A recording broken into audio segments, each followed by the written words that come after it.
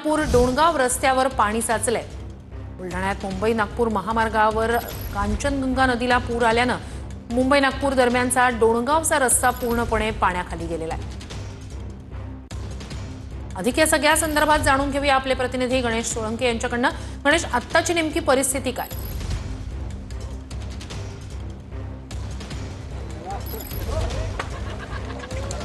नक्कीच श्रुती, काल सायंकाळपासून बुलढाणा जिल्ह्यामध्ये दमदार पाऊस होतोय। सकाळपासून सुद्धा मोठ्या प्रमाणामध्ये या ठिकाणी पाऊस सुरू आहे आणि बुलढाणा जिल्ह्यातल्या लोणार, सिंदखेड राजा आणि मेहकर तालुक्यामध्ये सुद्धा या ठिकाणी मोठा पाऊस झालेला आहे। आपण जर बघितलं तर मी सध्या मेहकर तालुक्यातल्या डोणगाव गावाजवळ आहे आणि या गावाजवळील जी कांचनगंगा नदी आहे त्या कांचनगंगा नदीला सकाळपासून या ठिकाणी मोठा पूर आल्याचं या ठिकाणी पाहायला मिळतंय।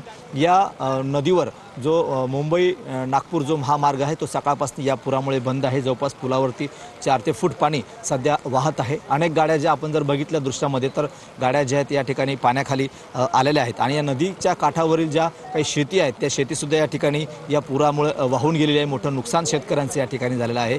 गावाच्या शेजारी म्हणजे शेजारून ही नदी वाहते कांचनगंगा नदी, तर या कांचनगंगा नदीचं पाणीसुद्धा गावाच्या जे काही काठावर नदीच्या काठावर जी काही घरं आहेत त्या घरामध्ये सुद्धा पाणी शिरलेलं आहे। घराचं सुद्धा मोठं नुकसान झालंय, साहित्य सुद्धा या ठिकाणी भिजलेलं आहे।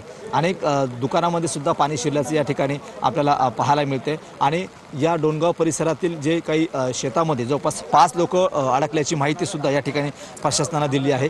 त्यांना या ठिकाणी काढण्याचे प्रयत्न सुद्धा या प्रशासनाकडून होत आहेत। थोड्याच वेळामध्ये रेस्क्यू टीम सुद्धा या 5 लोकांना या ठिकाणी काढण्यासाठी पोहोचणार आहे। एकंदरीत पाहिलं तर आज सकाळपासून या कांचनगंगा नदीला मोठा पूर आल्यामुळे सध्या जनजीवन सुद्धा विस्कळीत झालेलं आहे आणि या परिसरामध्ये म्हणजे आरेगाव असेल, मागणी असेल, गणेश, गाड्या नेमक्या कुठे अडकलेल्या आहेत? तुम्ही त्या ठिकाणची परिस्थिती तिथलं नेमकी काय आता स्थिती आहे दाखवू शकाल?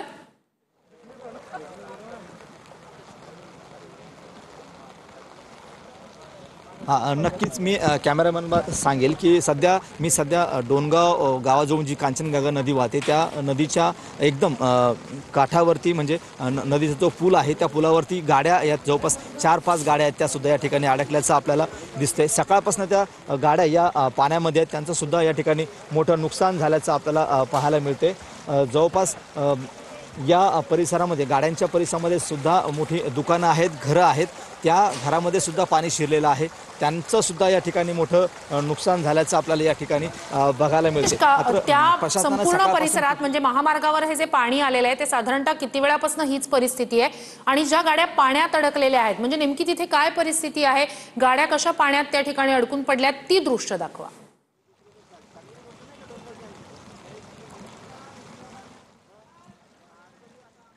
नक्कीच सकाळपासून ज्यावेळेला मुसळधार पाऊस या परिसरामध्ये सुरू झाला, अचानकपणे या कांचनगंगा नदीला पूर आला। गाड्या ह्या रात्रीपासून या ठिकाणी म्हणजे नेहमीसाठी या ठिकाणी असतात, मात्र अचानक या नदीला पूर आल्यामुळे या गाड्यांना हलवता आलं नाही आणि ह्या गाड्या ज्या आहेत त्या सध्या या पाण्याखाली या ठिकाणी आलेल्या आहेत आणि नदीच्या काठावरची जी काही घरं आहेत की घरामध्ये सुद्धा या ठिकाणी पाणी सुरल्याचं आपल्याला समोर दिसते। गाड्याच्या जवळपास 3 ते 4 फूट पाणी गाड्यांच्या वरती आहे, म्हणजे गाड्या या ठिकाणी बुडालेल्या आपल्याला या ठिकाणी दृश्यामध्ये दिसते। पलीकडच्या बाजूला जर का विचार केला तर संपूर्ण वाहतूक जी नागपूरवरून येते आहे ती सुद्धा वाहतूक या ठिकाणी थांबलेली आहे आणि मुंबईवरून नागपूरला जाणारी वाहतूक जी आहे ती सुद्धा या दोन्ही बाजूला थांबलेली, मोठ्या जवळपास 2-2, 3-3 किलोमीटरच्या रांगा ज्या आहेत त्या सुद्धा या ठिकाणी लागल्याचं आपल्याला पाहायला मिळते। नक्कीच, तुर्तास धन्यवाद गणेश, तुम्ही दिलेल्या संपूर्ण माहितीसाठी अपडेट्स घेत राहूच।